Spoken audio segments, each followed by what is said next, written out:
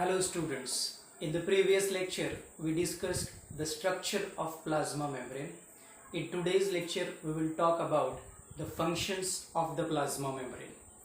The plasma membrane is responsible for a variety of functions which are important for the survival of the cell, and we are going to study few of those functions which are enlisted in this chapter. The first function of the plasma membrane is the endocytosis.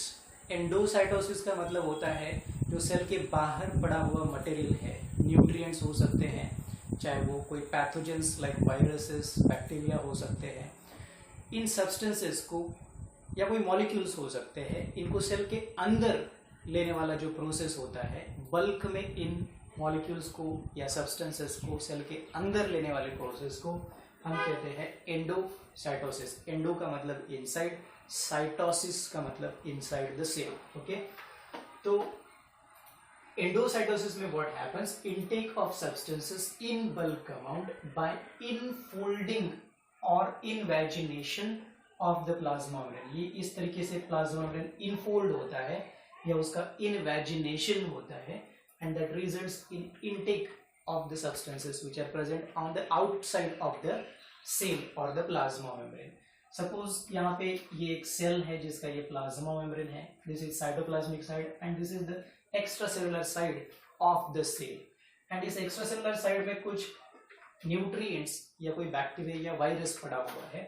So in molecules को या substances को cell के अंदर लेने के लिए generally plasma membrane के ऊपर कुछ रिसेप्टर्स हो सकते हैं in the form of the proteins, और कभी कभी विदाउट रिसेप्टर भी ये एंडोसाइटोसिस हो सकता है.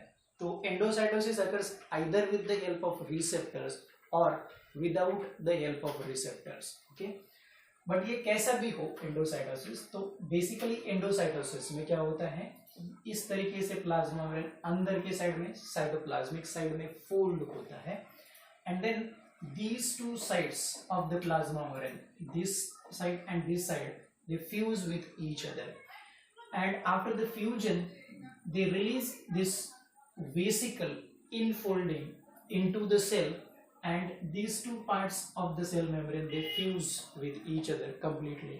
So इस तरीके से प्लाज्मा मेम्ब्रेन का कुछ पार्ट एंडोसाइटोसिस के टाइम वेसिकल के फॉर्म में अंदर आता है. इसलिए हमने यहाँ पे लिखा है कि the vesicle, this is the vesicle which is pinched off from the plasma membrane. pinch off होना मतलब टूट जाना. तो ये वेसिकल टूट गई और सेल के अंदर आ गई, एंड अंदर आते समय उसने जो बाहर का सब्सटेंस है वो अंदर ले लिया.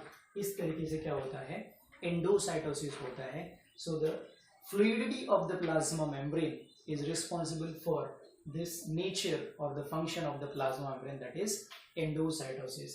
The other function of the plasma membrane, that is secretion or exocytosis, मतलब release of the substances outside the cell, is also dependent on this same fluid nature of the plasma membrane.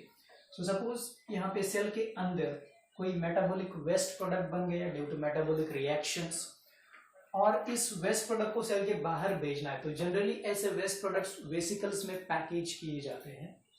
तो ये red colour का एक intracellular vesicle है, और ये जो green colour का डॉट है that is a waste product. It can be a waste product और a functional protein also. For example कुछ एंटीबॉडीज होते हैं जो सेल के बाहर रिलीज करना जरूरी होता है. कुछ hormones like insulin, glucagon etcetera, ये भी सेल के बाहर रिलीज करना जरूरी होते हैं. तो जो फंक्शनल मॉलिक्यूल्स हैं या फिर कोई वेस्ट प्रोडक्ट्स है जिनको सेल के बाहर रिलीज करना है, उनको जनरली इंट्रासेलुलर वेसिकल्स में पैक किया जाता है. That is called as packaging, and then these vesicles migrate toward the plasma membrane. They fuse with the plasma membrane, क्योंकि ये वेसिकल भी मेम्ब्रेन से बने हुए हैं, लिपिड बाइलेयर से ही बने हुए हैं, और प्लाज्मा मेम्ब्रेन भी लिपिड बाइलेयर है. दोनों का नेचर सेम है, तो the lipid bilayers are miscible with each other. Okay, तो इस तरीके से ये दो lipid bilayers, one of the vesicle and other of the cell membrane, एक दूसरे के साथ फ्यूज होते हैं like this, and they release the waste product और the functional molecule outside the cell, and the membrane of the vesicle becomes the part of the plasma membrane, क्योंकि vesicle के membrane में जो कंपोनेंट्स है lipid bilayer and proteins, वही components तो plasma membrane के भी है। तो दिस वेसिकल और the membrane of vesicle can very easily become the part of the plasma membrane. So ये प्लाज्मा मेम्ब्रेन का पार्ट बन के इस मॉलिक्यूल को या वेस्ट प्रोडक्ट को सेल के बाहर रिलीज करता है। This process of release of substances in bulk amount by outfolding of the plasma membrane, okay, yeah, by with the help of the vesicles is called as secretion or exocytosis. The third function of the plasma membrane is in cell growth, मतलब plasma membrane helps in cell growth. Suppose ये कोई cell है जो अभी अभी daughter cell बना हुआ है सेल डिवीजन से, प्रीवियस सेल डिवीजन से, और इसका इतना वॉल्यूम है, साइज है, एंड इसके अंदर सपोज 8000 मॉलिक्यूल्स हैं। अब ये सेल साइज में ग्रो होगा, इसके अंदर मॉलिक्यूल्स बहुत ज़्यादा बनेंगे, साइटोप्लाज्म वॉल्यूम में इंक्रीज होगा। तो साइटोप्लाज्म अगर वॉल्यूम में इंक्रीज होगा, लार्ज अमाउंट ऑफ मॉलिक्यूल्स इसके अंदर सिंथेसाइज होगी, तो सेल का वॉल्यूम बढ़ना भी जरूरी है। और for increasing the volume of the cell, the surface area of the plasma membrane should also increase. तो प्लाज्मा मेम्ब्रेन के अंदर नए लिपिड्स एंड प्रोटीन्स इनकॉर्पोरेट होते हैं, and that is why the size and the surface area of the plasma membrane increases, and this increase in the cell surface of the plasma membrane helps in the increase, that is in the growth of the overall cell. So इस तरीके से plasma membrane का fluid nature once again cell के growth में भी responsible है, and the same is responsible for its fourth function, that is cell division. Cell division में अगर हम फॉर एग्जांपल एनिमल सेल का डिवीजन देखेंगे which is not having any cell wall, तो एनिमल सेल डिवीजन में generally क्या होता है, after the process of karyokinesis, nuclear division के बाद साइटोकाइनेसिस या cell division, actual cell division जो होता है, वहां पे ये प्लाज्मा मेम्ब्रेन इस तरीके से अंदर के साइड में, दोनों साइड्स जो है प्लाज्मा मेम्ब्रेन के अपर एंड लोअर या राइट एंड लेफ्ट साइड, दोनों में से कौन से भी, ये दो साइड या ये दो साइड, एक दूसरे के तरफ क्या होते हैं, इनफोल्ड होते हैं, ओके, इस तरीके से with the help of A proteinaceous structure, जिसके बारे में हम सेल डिवीजन चैप्टर में डिस्कशन करेंगे।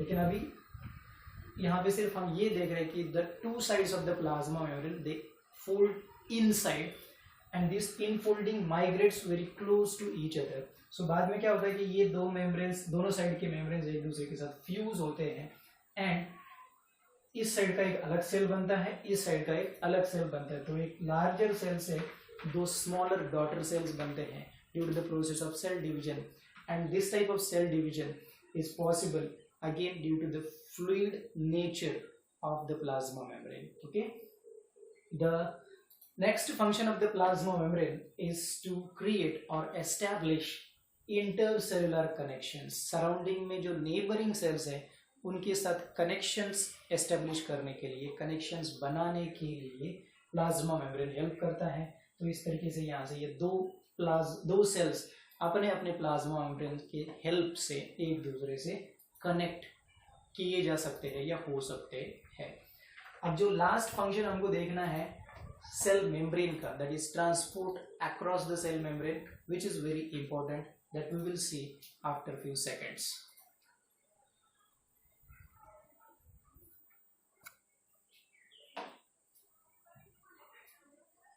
Okay, now we will study the fifth function of the plasma membrane, that is transport across the cell membrane, and this function is very important for maintaining the physiological activities of the cell, because with the help of transport across the membrane the cell is able to take inside the required nutrients, and it is also able to release outside the waste products of the cell, or it is also able to release outside the cell the molecules which are required for functioning outside the cell. Okay, so transport of molecules or substances occurs basically in two different pathways. One of the pathway is passive transport, another is active transport. Passive transport is the process where energy is not required for transport of the molecules from any side to the outside, but the transport generally occurs only on मतलब in one direction, that is from high concentration of the molecule towards its low concentration. अब किसी molecule का cell के बाहर ज्यादा concentration है, cell के अंदर कम है, तो the molecule will be transported only from outside to inside, मतलब from its high concentration to low concentration. लेकिन ऐसा भी हो सकता है कि कोई दूसरा मॉलिक्यूल है जिसका अंदर ज्यादा कॉन्सेंट्रेशन है, बाहर कम है, तो molecule will be transported from inside to outside. तो molecule can be transported in passive transport from outside to inside और from inside to outside, but only in one direction, and the direction is determined by the concentration of that particular molecule.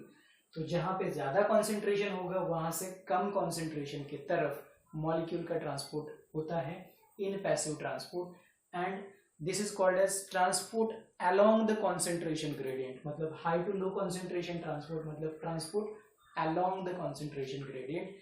and इस तरीके के transport के लिए कोई energy की जरूरत नहीं होती है, इसलिए इसको हम पैसिव ट्रांसपोर्ट कहते हैं. ओके, नाउ पैसिव ट्रांसपोर्ट के दो टाइप्स होते हैं.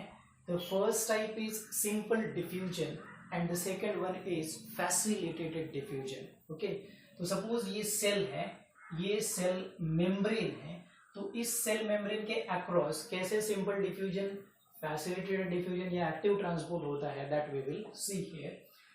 सिंपल डिफ्यूजन मतलब transport of molecules from their high concentration to low concentration directly through the lipid bilayer, directly through the plasma membrane without the help of any carrier protein. जिस transport को की कोई carrier protein की जरूरत नहीं है, जो डायरेक्टली लिपिड बायलेयर से हो सकता है, उसको हम सिंपल डिफ्यूजन कहते हैं. ओके, तो सपोज ये कोई मॉलिक्यूल है जिसका उसके हाई कॉन्सेंट्रेशन से लो कॉन्सेंट्रेशन की तरफ डायरेक्टली लिपिड बायलेयर से ट्रांसपोर्ट हो रहा है, तो हम कहेंगे कि उसका क्या हो रहा है, सिंपल डिफ्यूजन हो रहा है. अब सिंपल डिफ्यूजन कौन से मॉलिक्यूल्स का होता है? Simple diffusion is allowed to only those molecules which are hydrophobic और न्यूट्रल इन नेचर, जिनके पास कोई चार्ज नहीं है, ऐसे न्यूट्रल मॉलिक्यूल्स, या जो हाइड्रोफिलिक नहीं है, वो हाइड्रोफोबिक है, ऐसे मॉलिक्यूल्स को ही उनके हाई टू लो कॉन्सेंट्रेशन की तरफ माइग्रेट होने दिया जाता है across the cell membrane in simple diffusion. Okay, तो suppose there are some amino acids which are hydrophobic like phenylalanine, tryptophan.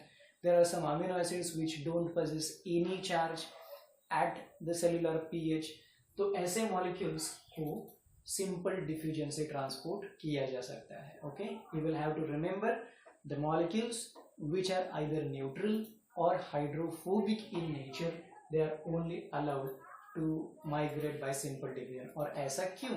क्योंकि most of the part of lipid bilayer is hydrophobic in nature. Lipid के जो दो tales होते हैं, एक lipid एक layer monolayer का दो टेल्स एंड दूसरे मोनोलेयर के दो टेल्स, इनसे जो पोर्शन लिपिड बायलेयर का ऑक्यूपाई होता है, that is the maximum portion. Okay, तो maximum region of this lipid bilayer is hydrophobic, and इसीलिए ये हाइड्रोफोबिक लेयर सिर्फ हाइड्रोफोबिक या न्यूट्रल मॉलिक्यूल्स को ही अंदर जाने देगा.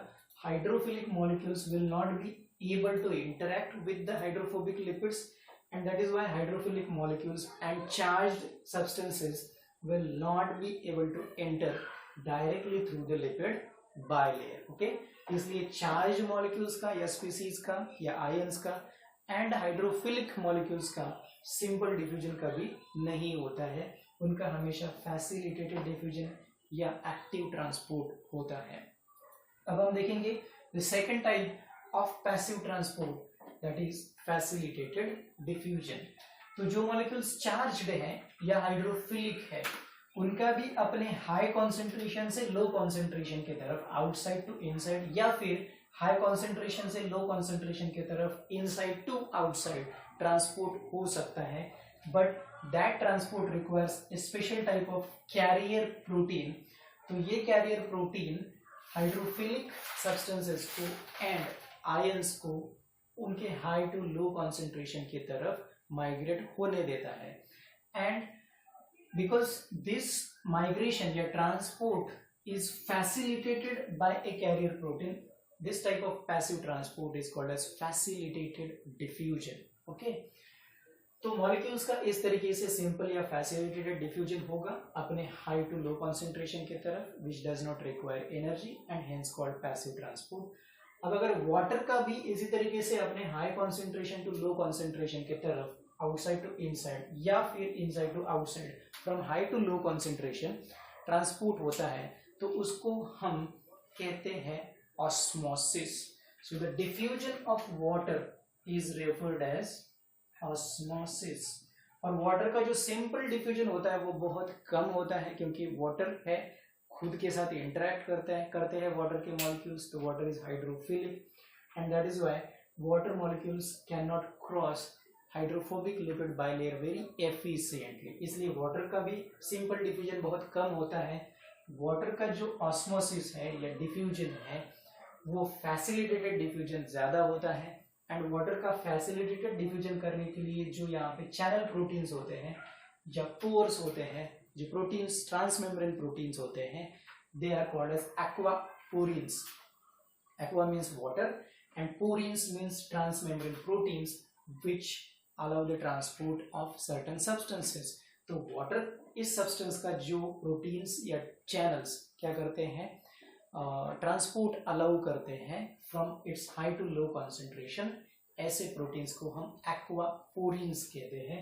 तो aquaporins facilitate the diffusion of water, मतलब the osmosis of water. Okay, so osmosis mostly occurs in the facilitated diffusion form and very little amount of osmosis occurs through the simple diffusion form. Okay, this is about the passive transport. Now the active transport. अब कुछ molecules ऐसे हो सकते हैं जिनका cell के लिए बहुत ज्यादा इंपॉर्टेंस है, वो सेल के अंदर होना या फिर सेल के बाहर होना भी कुछ मॉलिक्यूल्स के लिए बहुत ज्यादा इंपॉर्टेंट हो सकता है। तो ऐसे मॉलिक्यूल्स चाहे किसी भी साइड में उनका कॉन्सेंट्रेशन हो ज्यादा या कम, लेकिन वो सेल के एक साइड में ही ज्यादा होने चाहिए, दूसरे साइड में कम होने चाहिए। तो फॉर एग्जांपल ये ग्लूकोज है। ओके, तो glucose is necessary for every cell to carry out the catabolism and to produce energy in the form of ATP. तो जो भी न्यूट्रिएंट्स रहेंगे, अमीनो एसिड्स, ग्लूकोज तरीके के कार्बोहाइड्रेट्स, इन सारे न्यूट्रिएंट्स को सेल के अंदर लेना जरूरी है, चाहे उनका सेल के बाहर कॉन्सेंट्रेशन कम क्यों ना हो, उनका सेल के अंदर कॉन्सेंट्रेशन ज्यादा होना जरूरी है। तो ऑलरेडी अगर ग्लूकोज का कॉन्सेंट्रेशन सेल के अंदर ज्यादा है, सेल के बाहर कम है, और फिर भी उसको अपने लो कॉन्सेंट्रेशन से हाई कॉन्सेंट्रेशन की तरफ लेना हो, तो ऐसा पॉसिबल है, but this process will require energy. इस प्रोसेस के लिए क्या लगेगी, एनर्जी लगेगी, and energy is generally utilized in the form of ATP hydrolysis. We know that ATP is the energy currency of the cell.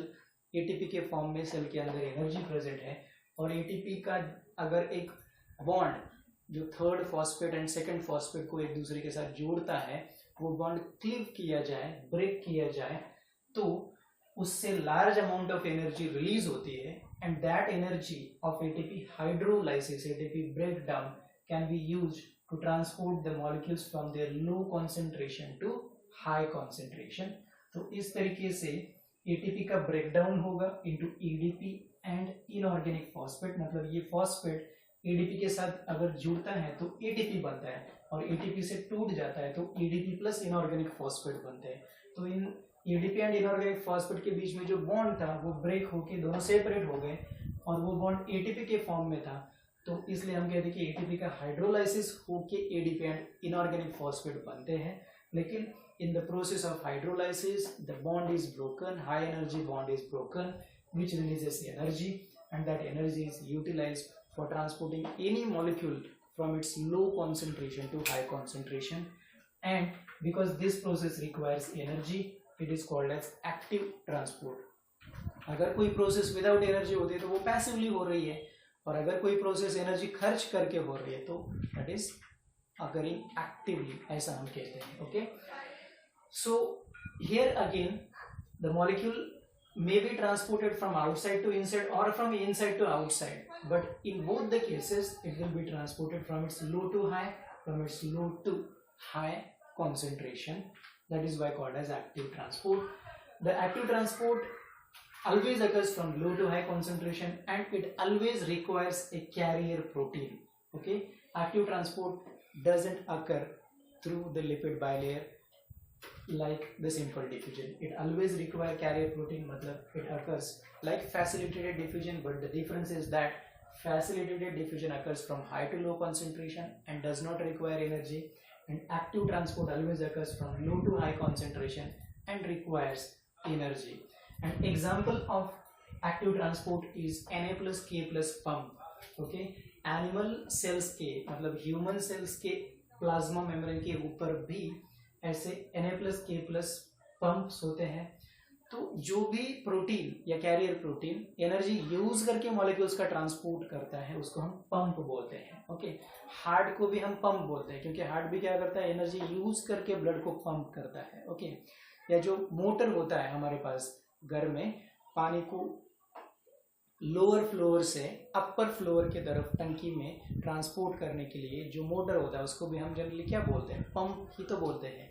तो pump is a system which utilizes energy for transport of something from the low concentration to the high concentration. Okay, तो यहाँ पे एक pump जो example के form में हम study कर रहे हैं, that is Na plus K plus pump, मतलब sodium ion and potassium ions को उनके लो टू हाई कॉन्सेंट्रेशन की तरफ ट्रांसपोर्ट करने वाला ये कैरियर प्रोटीन है जिसको हम Na plus K plus pump बोलते हैं, because it utilises energy in the form of ATP hydrolysis. Okay, so what generally happens through the Na plus K plus pump? देखो, सेल के अंदर पोटेशियम आयन का concentration हमेशा ज्यादा होता है चाहे वो कोई भी सेल हो, एंड सेल के बाहर पोटेशियम आयन का कॉन्सेंट्रेशन कम होता है. And the reverse is true for sodium ions. Sodium ion का कॉन्सेंट्रेशन सेल के बाहर ज्यादा होता है, सेल के अंदर कम होता है. लेकिन सोडियम आयन का कॉन्सेंट्रेशन सेल के अंदर कम रखने के लिए उसको अपने लो कॉन्सेंट्रेशन से हाई कॉन्सेंट्रेशन की तरफ बाहर ट्रांसपोर्ट करना पड़ेगा. एंड पोटेशियम आयन का कॉन्सेंट्रेशन सेल के अंदर ज्यादा रखने के लिए उनको सेल के बाहर से लो कॉन्सेंट्रेशन से सेल के अंदर हाई कॉन्सेंट्रेशन की तरफ ट्रांसपोर्ट करता ही रहना पड़ेगा. तो यहाँ पे दोनों मॉलिक्यूल्स या दोनों ions Na plus and K plus, they are being transported from their low to high concentration and it will require energy. That is why this process is an active transport process. And ये जिस carrier protein के through होता है, that carrier protein can harvest the energy of ATP hydrolysis for this active transport. That is why it is called as Na plus K plus pump. तो Na plus K plus pump में से क्या होता है, 3 Na plus ions from their low concentration inside to high concentration outside transport किए जाते हैं, and उसके बदले में 2 K plus ions, 2 potassium ions from their low concentration outside the cell to their high concentration inside the cell transport किए जाते हैं. This is called as transport against concentration gradient. Passive transport में transport occurs along concentration gradient, high to low concentration. Active transport में transport occurs against concentration gradient, low to high transport होता है. Okay, low concentration to high concentration. And this transport of 3 Na plus outside and 2 K plus inside occurs with the help of ATP hydrolysis. So this is a very famous example, Na plus K plus pump for the active transport. तो इस तरीके से different molecules, metabolites and waste products का भी cell के अंदर and बाहर transport किया जा सकता है either by passive or active means. Okay, this is very important function of the plasma membrane. In next lecture we will study cell wall. We will stop here. Thank you.